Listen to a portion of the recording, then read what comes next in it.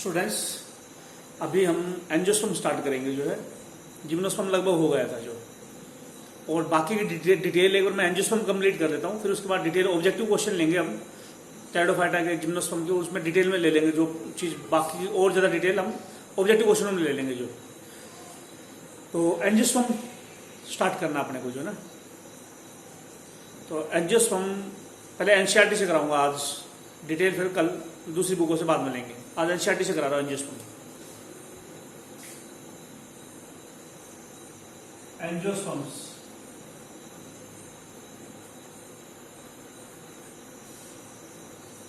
In plants में flower होते हैं। ब्रायोफाइटा, टेरिडोफाइटा, जिम्नोस्पर्म किसी में भी फ्लावर नहीं होते थे, सिर्फ एंजियोस्पर्म प्लांट है जिसमें फ्लावर होते हैं, और फ्लावर से फ्रूट बनता है। तो अकेले प्लांट है जिसमें फ्रूट होते हैं जो angiosperms. These are also called flowering plant, as these contain flower. Angiosperm plant में फ्लावर होता है, इसलिए इनको फ्लावरिंग प्लांट बोलते हैं जो। एंजियोस्पर्म प्लांट को फ्लावरिंग प्लांट इसलिए बोलते हैं क्योंकि इनमें फ्लावर होते हैं। ठीक है, यहां तक इनमें फ्लावर है इसलिए फ्लावरिंग प्लांट बोलते हैं। फ्लावर से फ्रूट बनता है, तो इस दुनिया में जितने भी फ्रूट वाले प्लांट है वो सब एंजियोस्पर्म है। Flower is change into fruit. So these are fruit containing plant.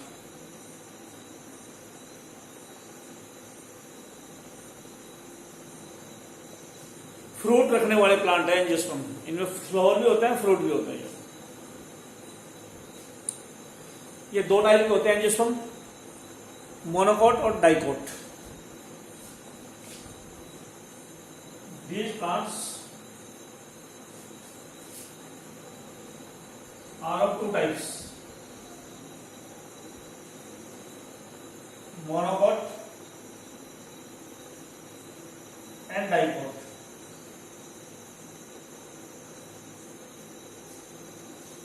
Angiosperm plant, flowering plant दो टाइप के होते हैं, मोनोकॉट और डाइकोट। मोनोकॉट में एक कोटलेडन होता है, डाइकोट में दो कोटलेडन होते हैं। मोनोकॉट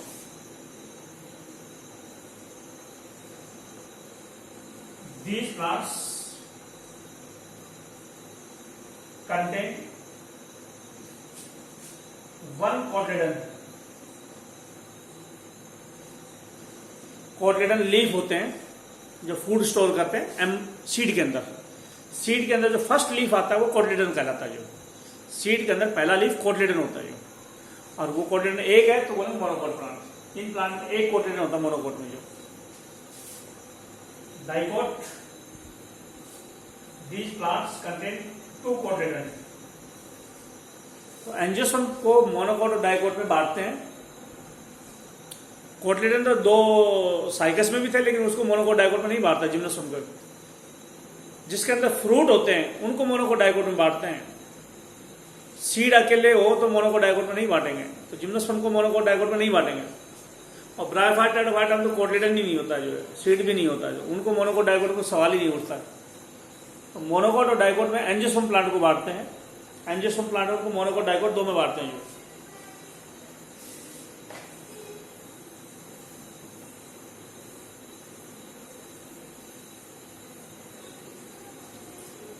ठीक है, एंजियोस्पर्म प्लांट को, फूल वाले पेड़ को मोनोकॉट डाइकोट में दो में बांटते हैं। एंजियोस्पर्म माइक्रोस्कोपिक भी हो सकते हैं, इतने छोटे हो सकते हैं कि जो माइक्रोस्कोप के देखे जाए, और बहुत बड़े होते हैं, 100 मीटर से ऊपर भी हो सकते हैं। जो angiosperms may be microscopic, for example wolffia, or height may be more than 100 meter for example eucalyptus. कुछ जगह में हाइट फीट में बताया जो है मीटर में, जो मैंने यूकेलिप्टस की पहले भी हाइट बताई थी, मैंने फीट में बोल गया था जो। और कल गिंको की हाइट भी 30 फीट बताया गया, मीटर में है ये, फीट में नहीं है जो। तो यूकेलिप्टस की हाइट 114 मीटर बताया था, एनसीईआरटी वाला बोलता है 100 मीटर से ऊपर होगी। वोल्फिया माइक्रोस्कोपिक होता है, पानी के अंदर, तब माइक्रोस्कोप से देखा जाएगा। जो मेन प्लांट बॉडी जो मिट्टी पे अटैच होती है एंजियोस्पर्म की, वो क्या होती है?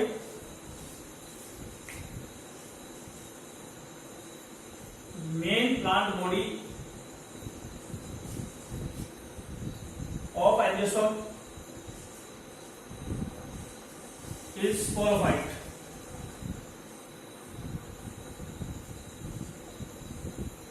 Means spore producing.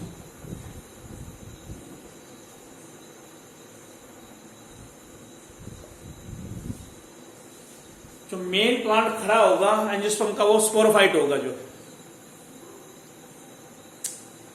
अब हम आते हैं इसकी बेसिक फ्लावर के ऊपर। फ्लावर से सब कुछ चलता है, तो इसके फ्लावर के बारे में बताता हूं जो, क्योंकि फ्लावर वगैरह तुमने 10th में पढ़ गया। सिर्फ 10th लेवल कराऊंगा आज जो है, डिटेल बाद में लेंगे, सिर्फ 10th लेवल की चीजें कराऊंगा आज मैं।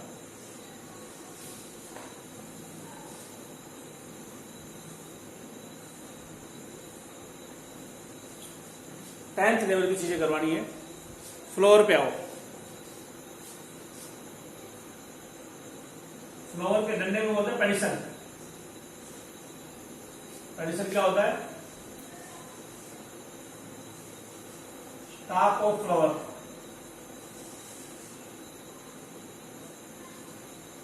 फूल के डंडे को पेडिसल बोलते हैं जो। पेडिसल फूल का डंडा होता है जो। इसके टिप पार्ट को बोलते हैं थैलमस। थैलमस इट इज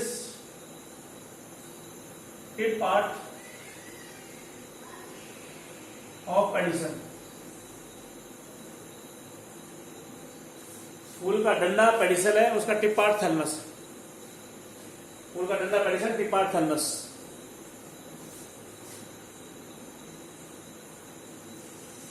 फिर होती है सेपल। ग्रीनिश लीफ होते हैं फूल में बाहर की तरफ, या थैलमस के ऊपर ग्रीनिश लीफ लगे होते हैं, सेपल।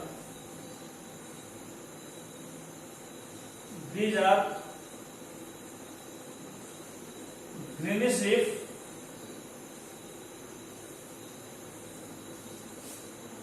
on thalamus.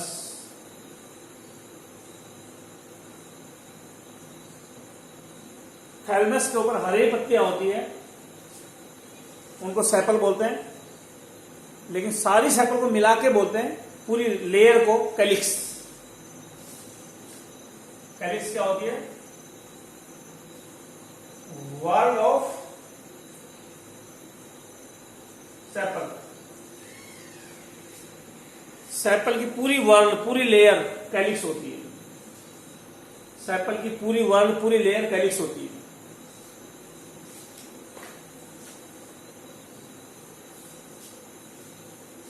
उसके बाद ये होती है पैटर्न।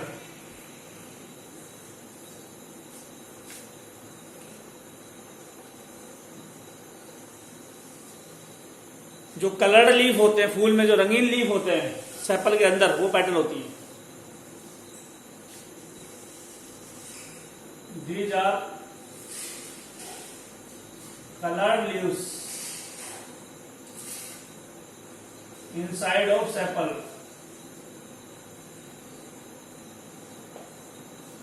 सेपल के अंदर कलर्ड लीफ होते हैं, जिनको बोलते हैं पेटल। जितनी भी पेटल होती है सारी की पूरी रिंग को क्या बोलते हैं? जो कोरोला।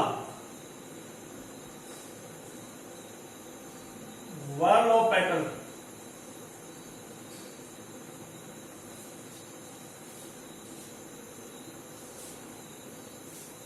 पूरी पेटल, सारी पेटल को मिला के बोलते हैं कोरोला। सारी सेपल को बोलते हैं कैलिक्स, सारी पेटल को बोलते हैं कोरोला। हरी पत्ती है सेपल, सारी सेपल को कैलिक्स। रंगीन पत्ती है पेटल, सारी पेटल कोरोला। तीसरे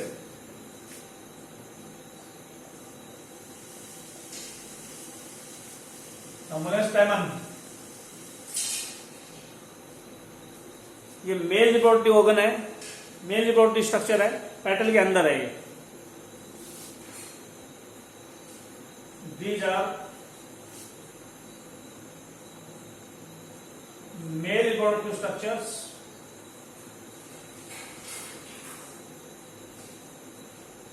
inside of petal। पेटल के अंदर की तरफ स्टेमन होते हैं। जो पेटल के अंदर स्टेमन होते हैं, सारे स्टेमन को क्या बोलते हैं? टोटल उसको बोलते हैं androecium.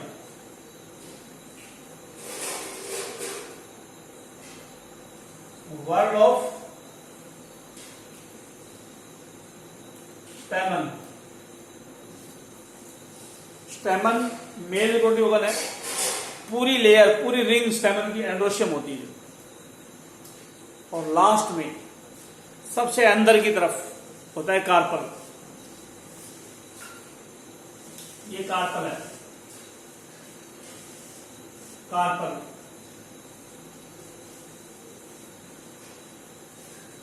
These are innermost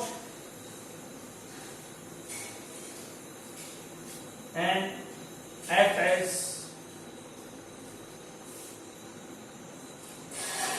female reproductive organs।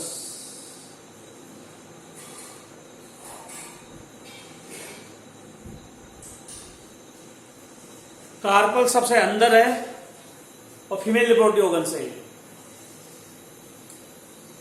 लेकिन जितने भी कार्पल है सारों को मिलाकर क्या बोले? ये स्टेमन है, ये कार्पल है।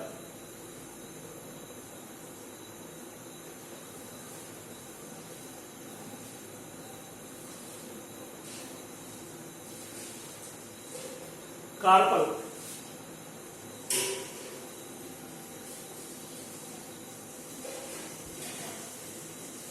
कार्पल सारे कार्पल को क्या बोलते हैं? Gynoecium. Are carpels are called gynoecium. हो गए। अब आते हैं स्टेमन के दो पार्ट होते हैं।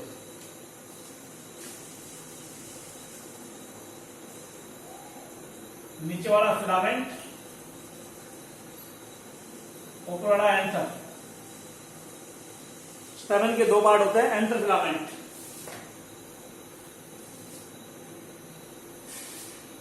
स्टेमन contain two parts, anther and filament.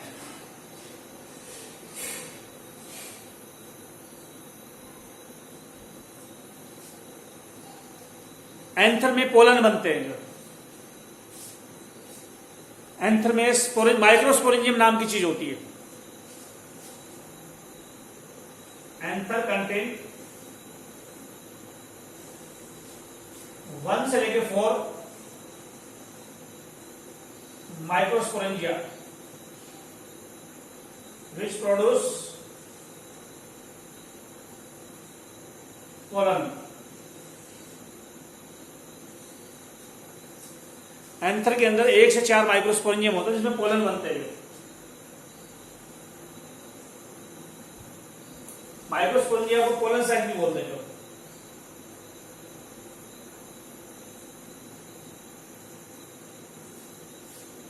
हो गया। कार्पल के 3 पार्ट होते हैं। जो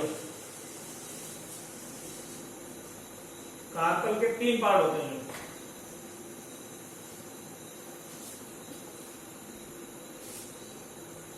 कार्पल के 3 पार्ट होते हैं। There are 3 parts of carpels, जिनके नाम है stigma, style and ovary. Carpel के 3 पार्ट है, स्टिग्मा, स्टाइल, ओवरी। ये ऐसे, ये स्टिग्मा है, ये स्टाइल है, ये ओवरी है। कार्पल के 3 पार्ट होते हैं, स्टिग्मा, स्टाइल, ओवरी।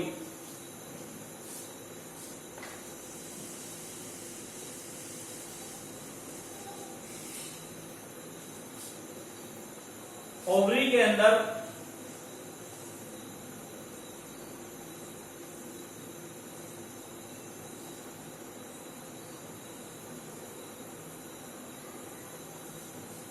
अंदर ओव्यूल नाम की चीज होती है। ओव्यूल्स आर प्रेजेंट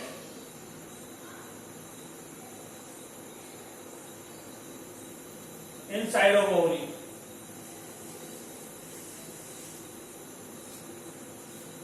ओवरी के अंदर ओव्यूल होता है। जो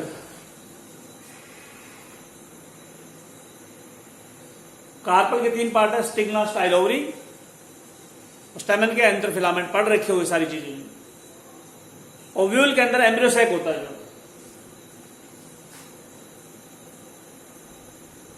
embryo sac is present in ovule.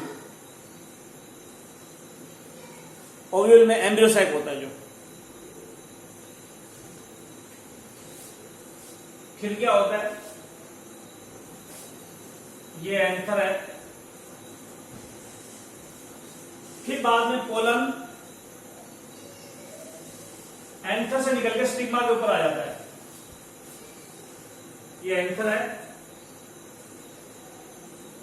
ये स्टिग्मा है। एंथर से स्टिग्मा पे पोलन आने को पोलिनेशन बोलते हैं।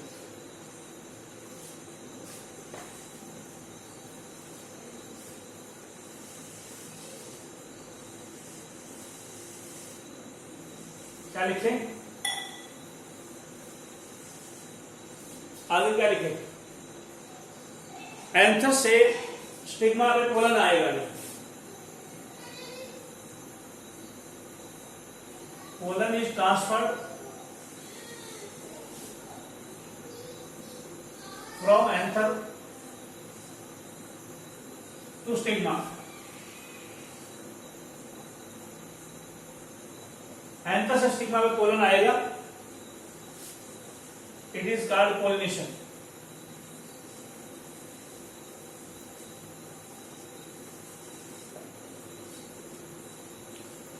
और पोलिनेशन कैसे होगा, क्या चीज है जो एंथर से, अगर एक ही फूल है तो कोई दिक्कत नहीं, यहां से यहां आ जाएगा। लेकिन किसी दूसरे फूल का या दूसरे पेड़ का एंथर का पोलन यहां आए, पोलिनेशन अगर 2 अलग अलग फूलों में है और वो 2 अलग अलग पेड़ों के हैं तो क्रॉस पोलिनेशन बोलोगे। तो उसमें तो एक पेड़ से दूसरे पेड़ पर पोलन आने में कौन हेल्प करेगी, हवा भी हेल्प कर सकती है, पानी भी हेल्प कर सकती है, कुछ भी हेल्प कर सकती है। Pollen of anther are transferred through air, water, insect, birds, bat etcetera. Pollen जो है एक पेड़ से दूसरे पेड़ पे, एक फूल से दूसरे फूल पे आएगा, हवा से, पानी से, इंसेक्ट से, बर्ड से, बैट से। इसकी कई टाइप होती है, वो अभी मैं नहीं कर रहा। जो अभी एनसीईआरटी लेगा, बेसिक बेसिक बात पढ़ रहे हैं। एम्ब्रियोसाइट की स्ट्रक्चर कैसी होती है, ओव्यूल में जो एम्ब्रियोसाइट होता है, ये ओवरी, ओवरी में ओव्यूल, ओव्यूल में एम्ब्रियोसाइट।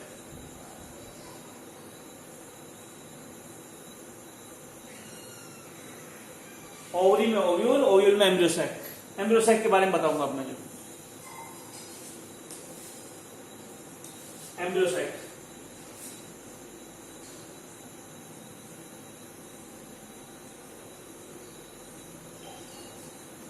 Normal embryo sac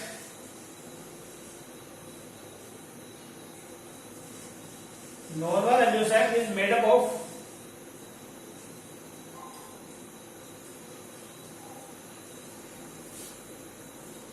7 cell and 8 nuclei. एक एम्ब्रियोसाइट में 7 सेल होती है, 8 न्यूक्लियस होते हैं। जो डायग्राम बनाए उन सेलों के बारे में बताए, 7 सेल कौन कौन सी है एम्ब्रियोसाइट के अंदर।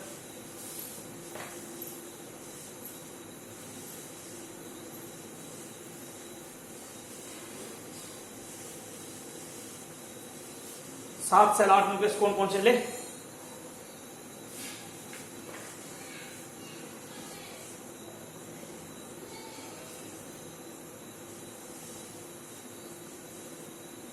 यह एग,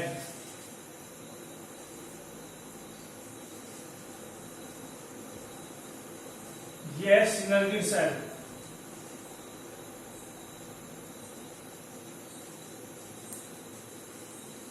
तीन सेल और 3 न्यूक्लियस तो ये हो गए। तो हम बोलेंगे एग एक होता है और सिनर्जी सेल्स 2 होती है। Both of these are called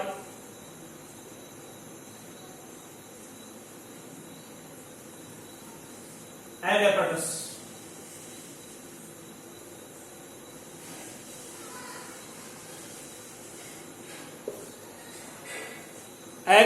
egg एक होता है, सिनर्जी सेल 2 होती है, दोनों का बोलता है एग apparatus।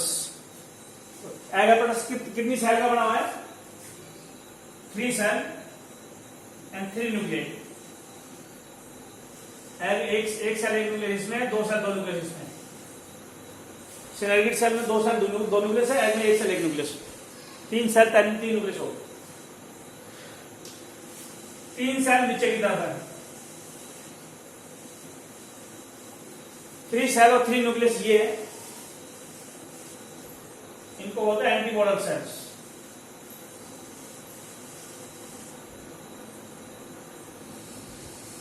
थ्री सेल है एंटीबॉडल सेल्स। एग apparatus से अपोजिट साइड में एंटीबॉडल सेल होती है। Opposite end of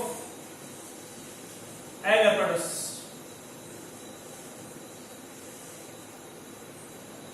egg apparatus के अपोजिट एंड पे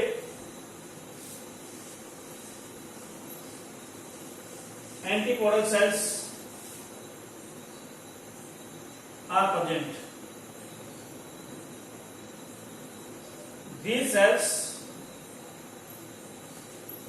contain,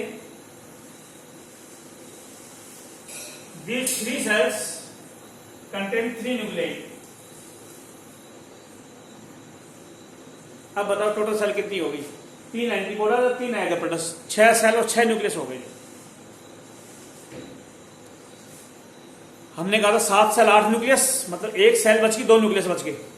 तो लास्ट की सेल है ये सेल है, सेंट्रल सेल एक होती है। एग apparatus और एंटीबॉडल सेल 6 सेल है, ये सेंट्रल सेल के अंदर है, तो 7वीं सेल सेंट्रल सेल है।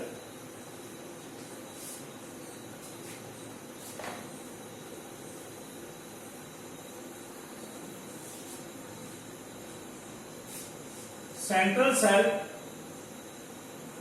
contain egg apparatus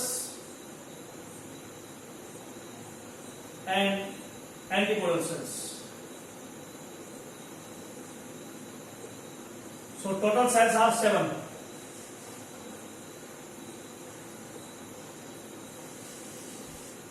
total sale 7 होगी, लेकिन सेंट्रल सेल में 1 न्यूक्लियस नहीं है, 2 न्यूक्लियस है। इनको बोलते हैं polar nuclei.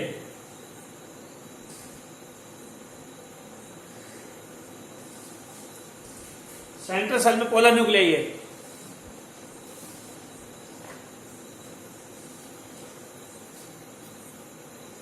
To nuclei are present in central cell. These nuclei are called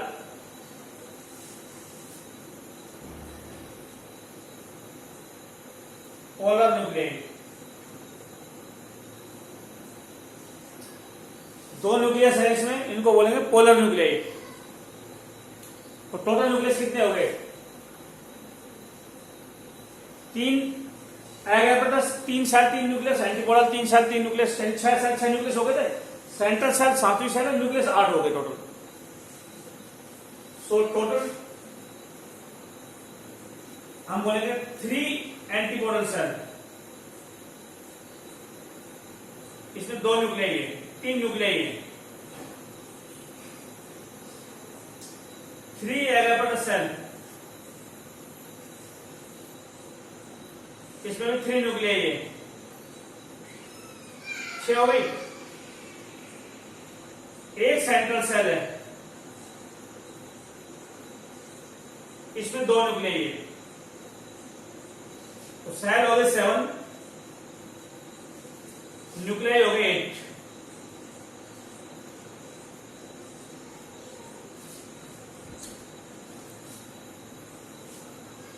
सात सेल 8 न्यूक्लियस का एम्ब्रियोसाइक होता है जो ओव्यूल में होता है। अब एनसीईआरटी का एक डायग्राम ड्रा करते हैं जो इसकी लाइफ साइकिल का, फिर आगे देखेंगे जो क्या करना है।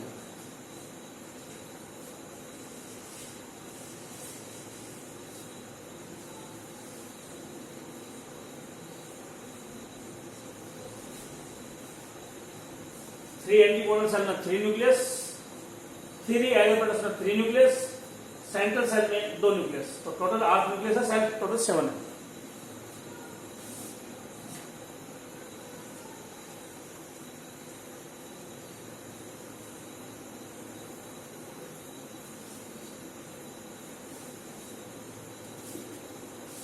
रेडी?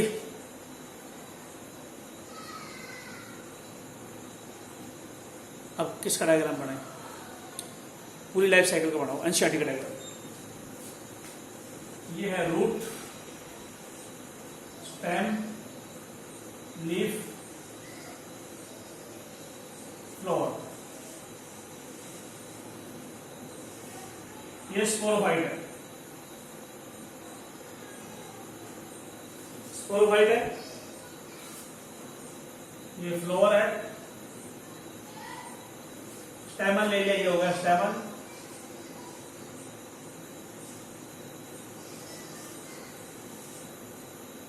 ये हो गया कार्पल।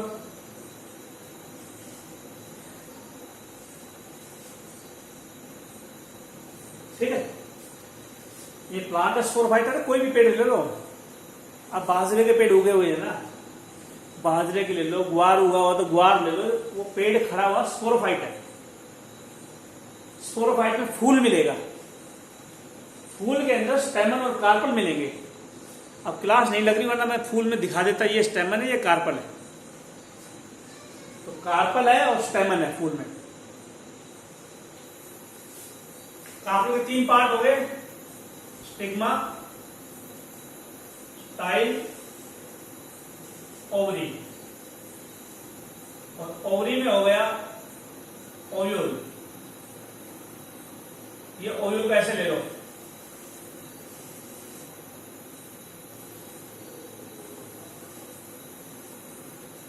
ओव्यूल।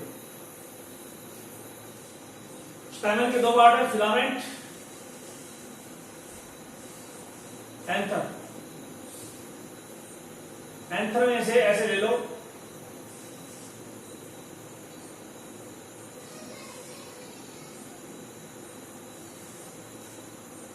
ये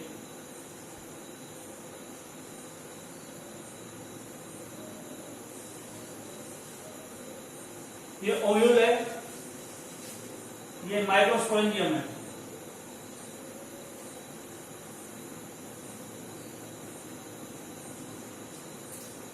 ये तो फूल के पार्ट बताए अभी तक।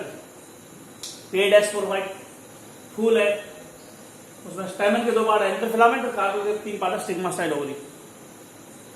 ओवरी का ओव्यूल बना लिया, एंथर का पोलन सैक ले लिया। या माइक्रोस्पोरेंजियम ले लिया। इसके अंदर ओव्यूल में एक सेल होगी, उसको बोलेंगे मेगास्पोर मदर सेल।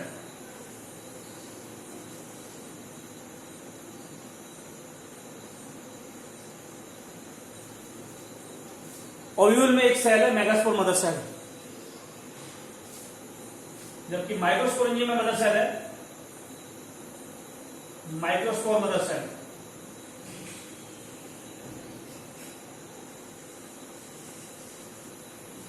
माइक्रोस्पोरेंजियम में माइक्रोस्पोर मदर सेल है, मेगास्पोरेंजियम में मेगास्पोर मदर सेल है। इससे बनेगा मेगास्पोर, एक मेगास्पोर मदर सेल है, उससे एक मेगास्पोर बनेगा। लेकिन एक माइक्रोस्पोर मदर सेल से 4 माइक्रोस्पोर बनेंगे।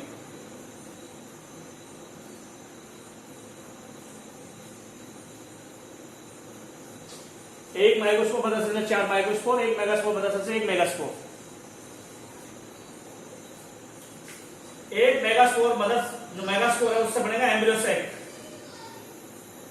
एग है, सिनेर्गिड है, एंटीकोडल है, ये एम्ब्रियो सैक बनेगा।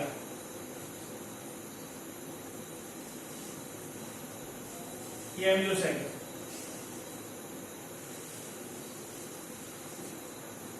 माइक्रोस्पोर से बनेगा पोलन।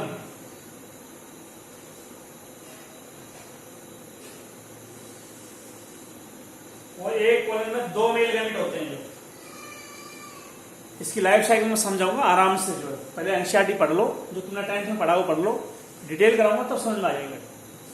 इस पोलन में 2 मेल गैमेट है।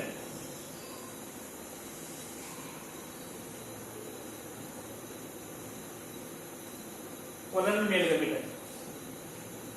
बाद में जब गैमेट जुड़ेंगे, ये एग है और ये मेल गैमेट है, तो जुड़ेंगे तो बनेगा जाइगोट। और फिर बनेगा ऐसे एम्ब्रियो, और एम्ब्रियो से बनेगा ये प्लांट। पूरा एनसीईआरटी का डायग्राम है। पेड़ है स्पोरोफाइट, स्पोरोफाइट है स्पोर बनाएगा। 2 स्पोर बनाने, माइक्रोस्पोर मेगास्पोर। मेगास्पोर बनाया मेगास्पोरेंजियम या ओव्यूल में, माइक्रोस्पोर बनाया माइक्रोस्पोरेंजियम में। ये मदर सेल से बना दिया, मेगास्पोर बना दिया, माइक्रोस्पोर। स्पोरोफाइट स्पोर बनाने थे, मेगास्पोर बनाने थे, माइक्रोस्पोर बनाने थे, बना दिए। ये माइक्रोस्पोरेंजियम में, मेगास्पोरेंजियम में। लेकिन मेगास्पोरेंजियम या ओव्यूल कहाँ है? कार्पल के बेस पे है, ओवरी के बेस के अंदर है, ओवरी के अंदर है मेगास्पोरेंजियम। एंथर के अंदर माइक्रोस्पोरेंजियम है। यू ले लो, स्पोरोफाइट में फूल है, उसके पार्ट है स्टेमन कार्पल। स्टेमन के 2 पार्ट पढ़ रखे हैं, एंथर फिलामेंट। कार्पल के 3 पार्ट पढ़ रखे हैं, स्टिग्मा स्टाइल ओवरी। ओवरी में है ओव्यूल, एंथर में है स्पोरेंजियम, माइक्रोस्पोरेंजियम। इस ओव्यूल में बनेगा मेगास्पोर, माइक्रोस्पोरेंजियम में बनेगा माइक्रोस्पोर। माइक्रोस्पोर से बनेगा एम्ब्रियोसैक, मेगास्पोर से बनेगा एम्ब्रियोसैक, माइक्रोस्पोर से बनेगा पोलन। इनके गैमेट जुड़ के जाइगोट एम्ब्रियो आ जाएगा।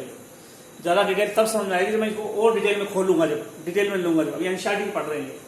फिर बोलो, फूल के पार्ट याद है स्टेमन कार्पल, कार्पल के पार्ट याद है स्टिग्मा स्टाइल ओवरी, स्टेमन के एंथर फिलामेंट 10th में पढ़ रखे।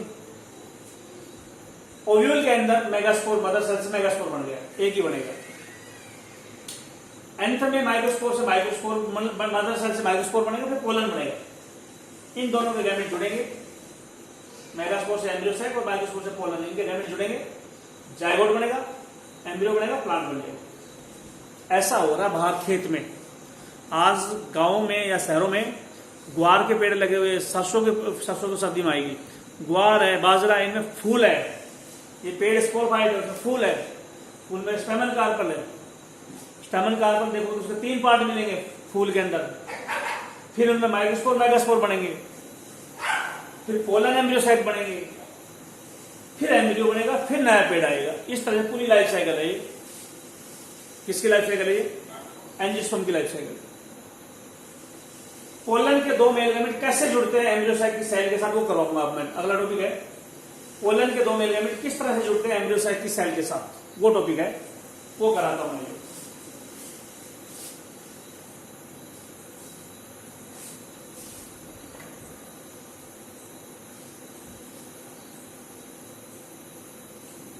मेरे हिसाब से ये टॉपिक अगले वीडियो में ले ज्यादा ठीक रहेगा। आप बेसिक चीज कराइए, बेसिक चीज पढ़ लो, फिर अगले वीडियो में मैं कराऊंगा ये सब कुछ डबल फर्टिलाइजेशन के बारे में, किस तरह से डबल फर्टिलाइजेशन होता है। इस वीडियो को मैं यही रोक लेता हूँ।